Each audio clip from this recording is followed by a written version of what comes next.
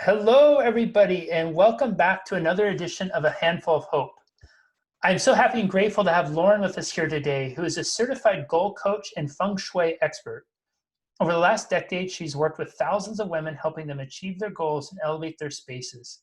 She's a speaker, a workshop and retreat host, a podcast host, and she offers a variety of powerful programs to help people step into their power and feel fresh and stoked on life. Lauren, welcome, and thank you so very much for being here. Hi, Jesse. Thanks so much for having me. This is rad. Yeah, no, this is so exciting. And I have to tell you, Lauren, so just full disclosure with everyone, I met with Lauren a few weeks ago to talk with her about even being on here. And I hadn't really had much experience with Feng Shui. And I just have to mention this. When she logged in, the way she had her room oriented with the light and the dress she was wearing, I was telling her, I said, is it horrible that I just want to take a picture? Because it was like the most relaxing, welcoming vibe I had felt in a Zoom interaction like that for a while. So Lauren's a really incredible person. I'm excited to have this conversation with you. Oh, thank you. Yeah, the dress was an accident. This is not an accident. This is, Feng Shui in the works. But yeah, thanks for having me. I just was tickled that you're like, your dress, everything is matching right now. What is happening? That was great. Yeah, no, I noticed it and I felt it. And I'm a total, like, this is dressed up for me right here. So Oh, yeah. yeah, I'm wearing Lululemon shorts on the bottom, by the way. So Lauren, I want to talk with you about goals. So I yeah. think that you were saying beforehand, and I think this is so spot on. It's such an interesting time to talk about goals. And one of the things I've had conversations with a lot of my clients about lately, some of my clients have had some of their best months professionally and personally during this time of quarantine, sheltering in place, and their businesses have done really well. Their business has not only done well, but they've had these really amazing interactions with their relationships. They haven't gone through stress, anxiety. And so what that leaves them with, and sometimes, is they almost feel a little bit of guilt. Yeah. They feel a little bit of guilt for winning. They feel a little guilt for succeeding. They feel a little guilt about growing, expanding, thriving. They feel a little bit of guilt about really winning at business and life, which is what we're all trying to do. Right. And in so doing, what I find is that they're almost, when they're feeling that guilt, they're almost having like a resistance against really talking about their goals and what the next steps. And these are the people who are normally so excited about it, and I see them holding back. Have you had that come up at all when your goal setting conversations you're having with people? And how should we be framing goals in that conversation right now?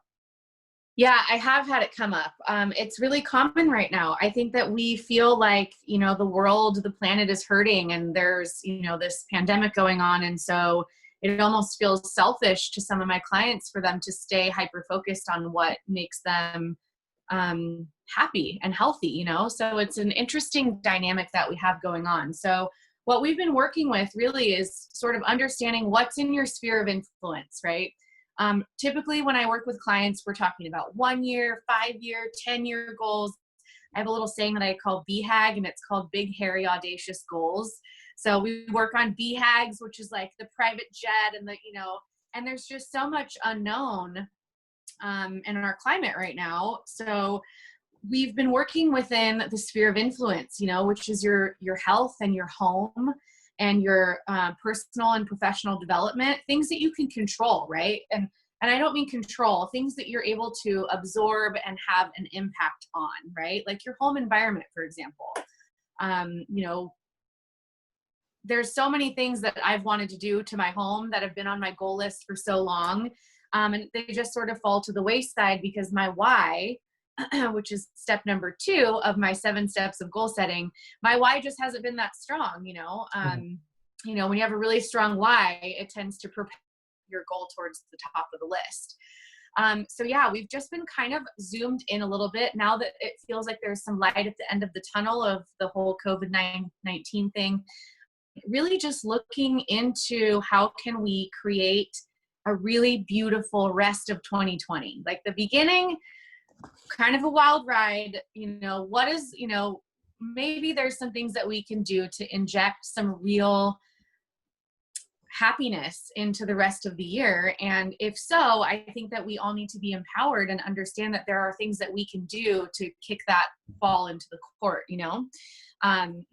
finances sometimes feel awry, and career stuff for people that are working for other people, that can all feel really weird. But I will say that there has been a lot of guilt for my gals that are entrepreneurs. And what we've all kind of come to terms with is that online businesses are thriving for the most part. And especially my Feng Shui business, like people are at home and they are faced with their clutter.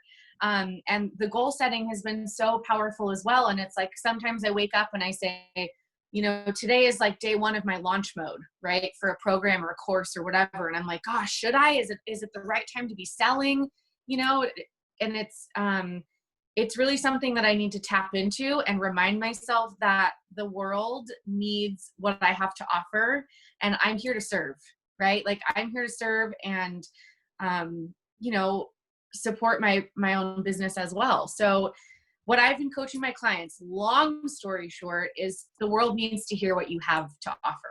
And if that comes through a free product or program, or if that comes through a paid course, the clients that need you the most will find you and they will connect with you.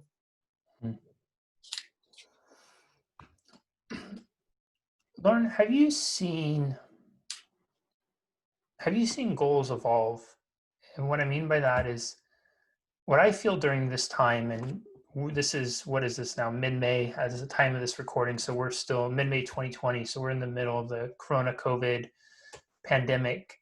And what I've really found during this time is I think this has been one of the most extraordinary opportunities to get really clear on who and what matters most. At a time where we normally never have it because our lives are consumed, or there's so much bullshit trying to compete for our attention, right? Whether it's the commute, or it's the social media interactions, it's how many hours we're putting in the entrepreneurial kind of pissing match of who works the hardest. And I feel like, though, it's been a really incredible time to have that pause and to look at who and what matters most. And I'm wondering if you're seeing that in people as they look at their goals. Do you see people that their goals are maybe evolving, or they're changing in a way of what they're prioritizing and why they're prioritizing them? Yes, it is so delightful. First of all, to see people take some of the pressure off of themselves to be these hyper performing creatures, right? That is so powerful to me. My practice is all about celebration. So I believe that the key to happiness might be in the celebration of accomplishing or working towards your goals. So it's taking the pressure off. It's like there's a little bit of space and breathing room. And the goals have become so much more centric to oneself, right? It's like the percentage of clients that I have that are focusing on their health and their home, like I said, the sphere of influence kind of stuff without me even saying anything, versus the percentage that is focusing on, the new car and the promotion and that sort of thing. And there's nothing wrong with that, but people are definitely turning inward. And that makes me very, very happy, because when I see a bunch of women and men running around, accomplishing and moving towards their goals, it creates confidence, right? And I believe that there's nothing more beautiful than a confident human. So that creates a ripple effect, right? And we basically everyone gets to experience that when you are feeling good and you're feeling worthy and you're feeling productive, but not in, an overly crazy way. I feel it myself, honestly, Jesse. I feel like there's just more space, and I've been putting less pressure on myself, but I've also been just as productive. I painted my entire kitchen, my cabinets over the last 3 days. And, it's been a really powerful time, I think, for all of us to tap into what we can create and how we can stop consuming. Creation versus consumption, Yeah, there's been a huge shift, and it's wonderful. It's so wonderful. Do you find that your clients I love that your practice is based on celebration. Do you find that your clients are more open to celebrating, or there's less resistance to it? Because what I found is, with a lot of high achieving people, the idea of celebrating more is almost a romanticized idea, right? They talk about it, but they're really, once it comes up, it's almost like, okay, that I's been dot, that T's been crossed, it's on to the next thing. Check. Yeah, exactly. Okay, cool. Yeah, I did it. Maybe you get a high five or, you know, a couple emojis in a text message or something like that. But it's that's it. Versus now, it's almost like I think one of the gifts that comes when we actually have the opportunity to stare our mortality in the face, which we've all had that thought at some point, is we really do get to assess like how we, you know, I think that at least for a moment, our values of how we value a moment changes. And it's almost like the moments have a little bit maybe more meaning to them. I'm wondering if you've experienced that with your clients at all, where they're more open to celebrating. Is there less of a barrier of resistance to really actually pausing to appreciate what they're doing and what they're creating? Well, I think the answer is yes and. So the yes and comes from that basically we all have these baby opportunities, right? And goal setting is in this weird space. I don't know how to describe it, but it's in this weird space between manifesting and stepping into your power and, you know, asking for the support of the universe and God and all of that. And that's very forward thinking, right? It's very, very forward. And the dance is between being present. And so, you know, it's like, I value what's coming and I'm actually attracting these things. And I'm also right here. So the celebration part is really just an act of being present. And I think that having the space, maybe, so a lot of my clients, you know, single moms, entrepreneurs, have more time to do the celebration. And what I talk about in my practice is it has to be a deliberate celebration. So you know for sure that when you're doing that, you are actually celebrating your work. So for example, that. So let's say your goal is to go on a trip to Ecuador, right?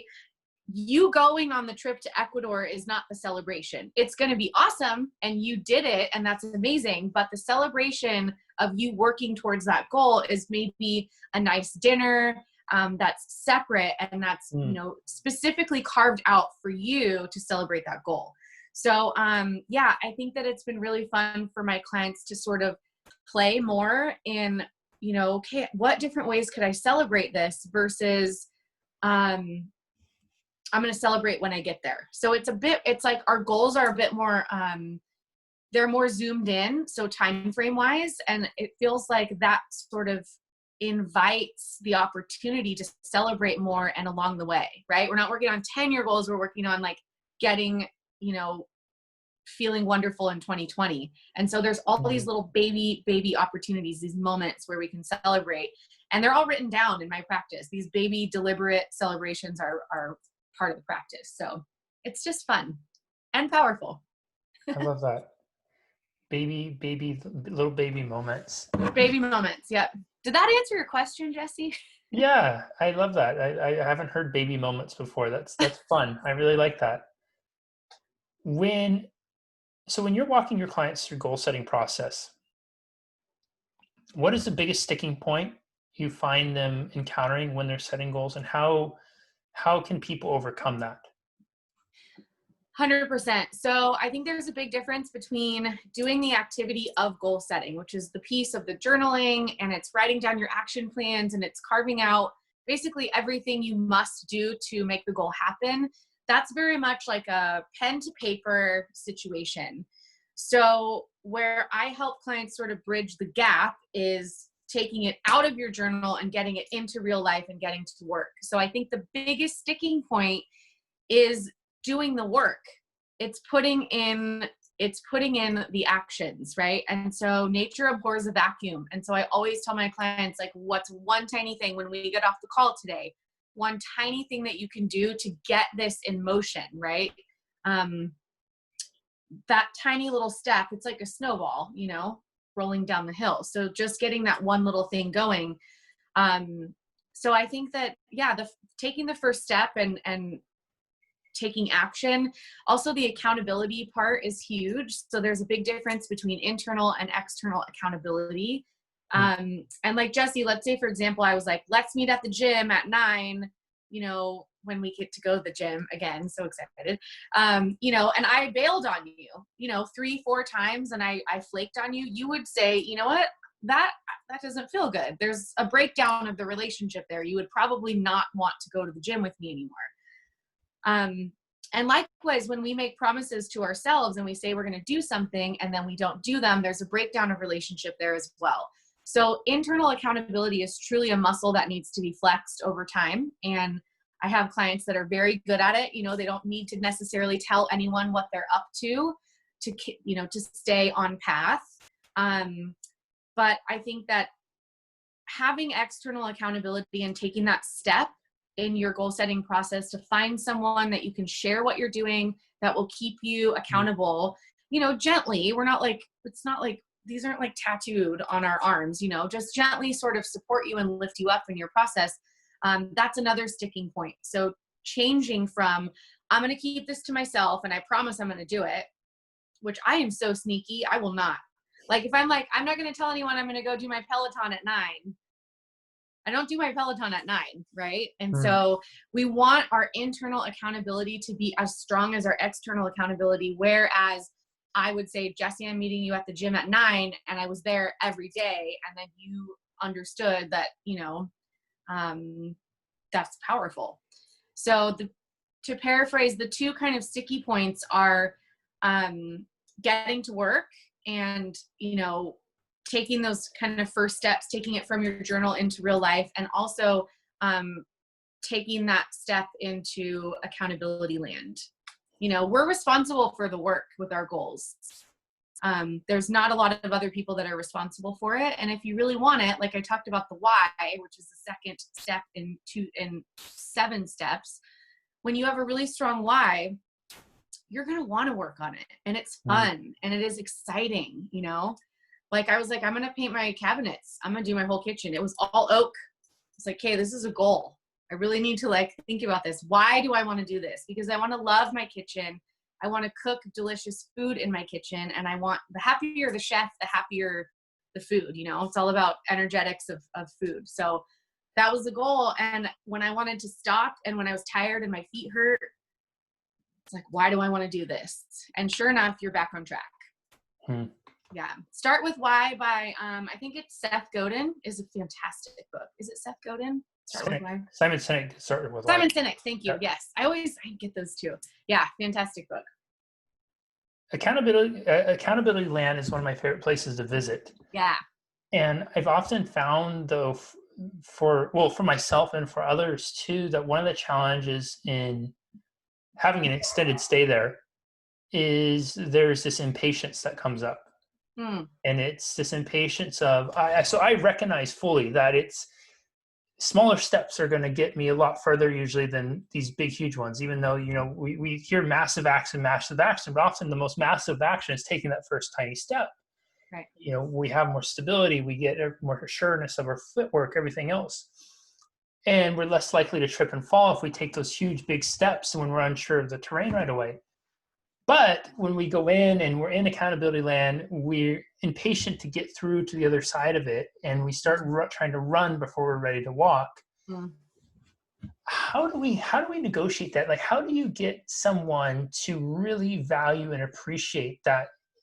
If you're trying to launch a business, or you're trying to lose weight, or you're trying to improve your relationship, whatever that is, that it's going to be something that is repetitious in daily actions over time, versus you're probably going to be much more successful doing that than it's Wednesday right now, and by Friday, we're going to have all the problems solved, madly in love, lose 20 pounds, making 7 figures, etc. Right. Yeah, I think so partial answer to that is just staying in the celebration, right? It's absolutely paramount to stay in again, that's sort of a muscle that needs to be flexed too. We're so quick as humans to accomplish a small feat, even if it's habitual, like you said, daily basis, to skip over and say, now what's next? I just truly believe that when you're living in that celebratory moment for even the smallest thing, you are, you get to honor your work, and that then propels you into the next step. The other thing I want to say about that is it's a dance. We don't always want to be in super hyper accountability land. And I think there's a time for us to, as a goal coach, I even say a time that we press the pause button on our goals. So, you don't always have to be working towards something, you can just be. And I think that that's a really powerful moment to be in, which also gives you a lot of clarity about how you're going to move forward. So, goal setting is like this iterative pathway, right? You might find that you are working towards something and you've set your action plans, and you've dove headfirst into accountability land, and you're there, and consistently the work is just not lifting up your energy, right? You're like, this feels like heavy. I don't want to do it. I find myself resisting. In my practice, if you're in that moment, just take the boots off and we pivot, right? Move on to something else. So when I say that, goals aren't tattooed on you, like, this is a playful practice that's, meant to be powerful so that you can manifest and help attract what's most meaningful to you. Not to be in the rigid land of accountability where we are always, if you miss something, we're beating ourselves up, or, that's the internal negative chatter and sort of the committee voice that I'd like to quiet. So we do a lot of work with that stuff too. But I think that with my 7 steps, it gives you a framework that allows you to play. And then, the coaching piece sort of comes from, okay, what's next? How do I put it into action? I don't feel like working on this at all right now. And I'm like, okay, cool. Let's just shift gears. There could be some resistance around working towards your goal because you've put in a lot of effort and you haven't seen results. And let's give you a small win. Let's work towards something that, that feels really good, and you can sit in that moment and celebrate that. Yeah. Do you find that those small wins, those micro wins, are sometimes more meaningful than the big ones? Yeah, 100%. That's you being in the moment. That's you living in the present. And not only are you living in the present, but you are in a celebratory state. So it's like a double win, it's like, I'm honoring the work that I did and I feel so good right now. Let's amplify that, if that makes sense. And by amplifying, I mean celebrating. Like, even if I'm making nachos tonight for dinner, that's a celebration. You better believe it. Yeah, any night with nachos should be celebrated. If you're not celebrating nachos on your plate, you are really missing out. You need a goal coach if you're not celebrating nachos. Lauren, I'm curious, how do you integrate goals? And maybe this is part of your 7 steps, so maybe you can cover all 7 steps too, because I'm really curious on what they are. Do you integrate your goals with physical environment too? In the sense of, is there environmental integration with goals? And I'm really curious because, again, your space is it has such a good feeling as I'm looking at it. You have the plants, you have the lighting. And so and if you do, what does that look like? How can we integrate our goals into our environments? Literally my favorite question ever. Like, you could not have asked a more wonderful question. So here's the thing. We are energy. The planet has energy. Our things have energy. All matter has energy, right? And so one way that you can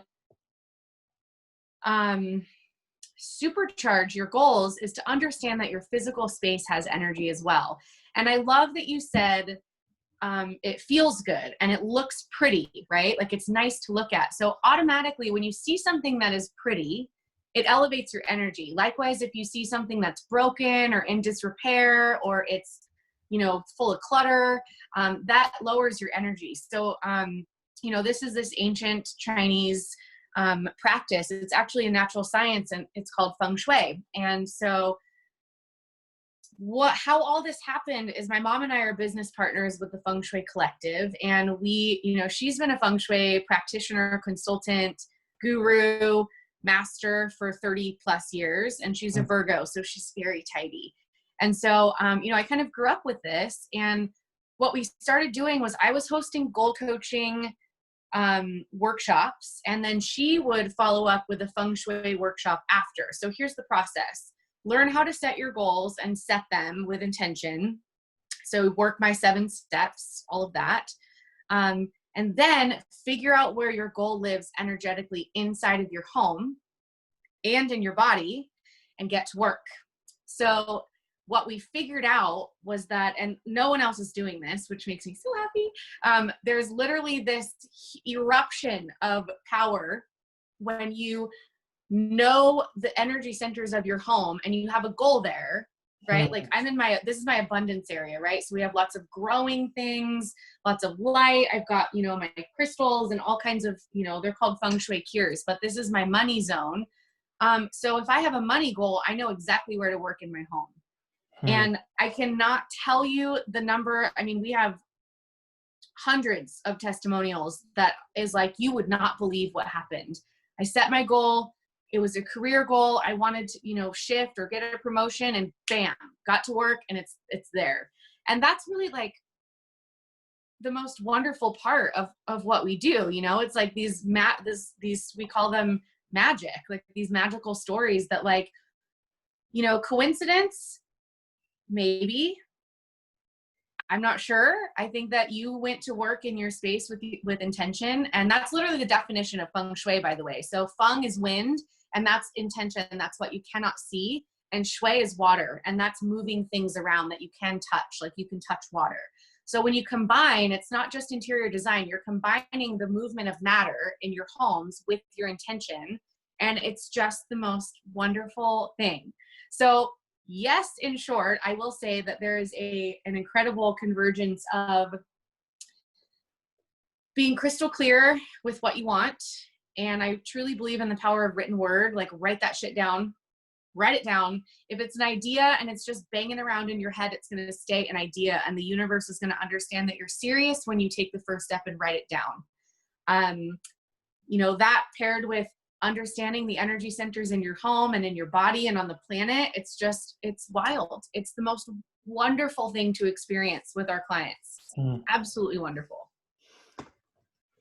I find that so utterly fascinating, and it's wild. Yeah, and part of what I find so fascinating about it is it is the antithesis of the opposite of what the traditional entrepreneurial story is that we get told, that you're supposed to work in a shithole space, you know, pack everything into a closet, sleep on the floor, you know, have your desk that doubles as your sleeping quarters, pile up your Cokes, your Red Bulls, your takeout, everything else. Yeah, head down. Just head down, absolutely.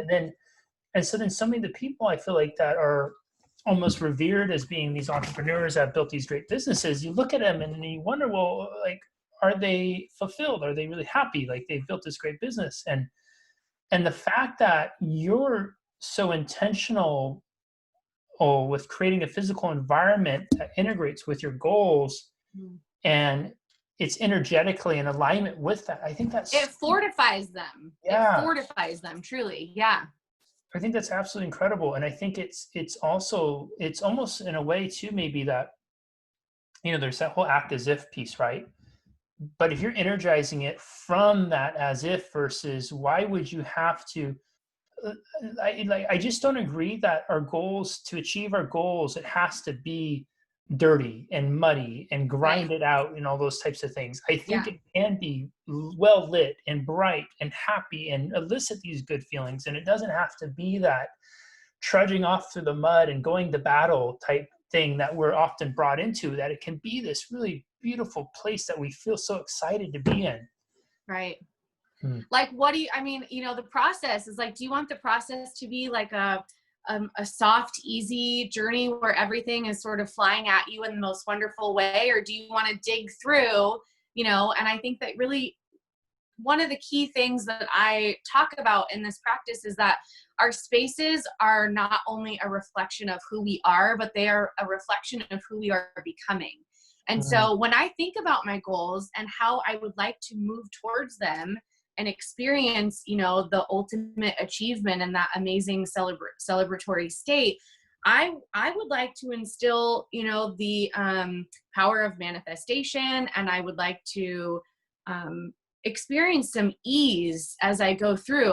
You nailed it, where I'm not going to be someone who's accomplishing my goals that's like slamming Red Bull and like head down at my desk in a cubicle. Like, I would like to experience delight throughout the entire process. Like, none of it should be terribly hard or you know, gross, or, you know, I think that the way that I work on my goals is like, hey, like, I have this beautiful space. I'm so excited to sit here and to get to work on what really lifts me up and lights me up. So it's like a motivator at the same time, but it's also like a really powerful tool to make you feel like you've got it. Like, it's all just going to come to you, like full receive mode, you know, full receive mode. Yeah. It's the most wonderful thing. Pairing goals in Feng Shui is just, it's something that I really want everyone to experience, because it's impacted my life in so many positive ways. Like, the stories are just, they're unbelievable, but because I'm aware of the practices and what can occur, it makes sense. It's like I said, coincidence? Mm-mm. Yeah. Lauren, we're almost out of time, and Okay. I want to be respectful of you in the audience, so I'll just ask one more question. As a goal-setting coach whose world is in goals and working with people on goals, what is, if you don't mind sharing, what is one of your goals, or what is the goal that you're the most excited about right now? Yes. So working within my sphere of influence. I got a couple. This is classic goal coach stuff. So I'm going to try and, so my favorite thing to do in the world is travel over with my husband, and we have not been able to do that. So staying within the sphere of influence, I have been so delighted to work on sort of more of a research piece in our travels for the future when we can travel. So it's basically like the goal is to, basically replace all the travel that we were doing in 2020 and put it in 2021, but also to just play and set goals around, you know, and discover new places that maybe I didn't know that I wanted to travel. So it's basically taking a goal that I would normally say, I travel to Honduras I blank by date, you know, I traveled to Honduras by, you know, June 2020, which is not happening. Neither is the Maldives, which was booked, signed, sealed, delivered for July. It's more of a playful goal, and it's been so fun to just research. And so my action plans around a more research-based goal are like, spend an hour, you know, 30 minutes a day and just play on Google Earth, look where the water's pretty, see where the mountains are the tallest, you know, and it's just playtime. So that's been really fun. Also, my home. I have never done so much work in my home. And it looks amazing. It looks so good. I feel so nested and wonderful. And so my goals around my home are like, I live in a happy, beautiful, uplifting home environment. And the ways that I do that are redo my bedroom and paint my kitchen cabinets. And I will show you the before and after pictures. They are wild. So yeah, my goals have been around kind of researching and playing in Travelland to attract that kind of energy, because I'm missing it so deeply. And I'm staying within my sphere of influence and making my home a sanctuary so that I can work and thrive and cook beautiful meals, and that my husband comes home from work and feels, you know, it's like that feeling. Last thing, you've walked into a space before and you just go, that feels so good. This feels so good, right? Versus when you're like, ooh, something's off, something's not right. So I'm striving to be in that area where it's like you walk into my home and you just go, yes, like exhale. Yeah. Love that. Everyone, this is going to be one of those rewatch, re-listen, take lots of notes. There is so many gems and words of wisdom here that Lauren shared with us today. Uh-huh. Talking about laying out your goals and coming up with a why with them and looking at how you can celebrate those little wins every day. About really, being in the wins is also being present in the moment and putting that value on your moments. That looking at taking those small steps in your goals is really going to be long-term much more successful, and how you can reconcile with the guilt that you may feel if you're thriving and you're succeeding right now, or if you have that desire to, and recognizing that you are here to be of service, you are here to earn, Mm. you're here to help others, and that you're allowed to do that even during these more what could be challenging times. The idea that your goals can integrate with your physical space, and I loved what you said there towards the end, that your physical space is a reflection not only of who you are but who you're becoming. I think that is so utterly profound, in the sense of, I'm looking at my walls around me right now, since now that you're talking, and some of them are very much reflection, but some of them also kind of have that meh, typical entrepreneur feeling. So wondering, how is this reflecting who I am and who am I becoming? How can I adjust that?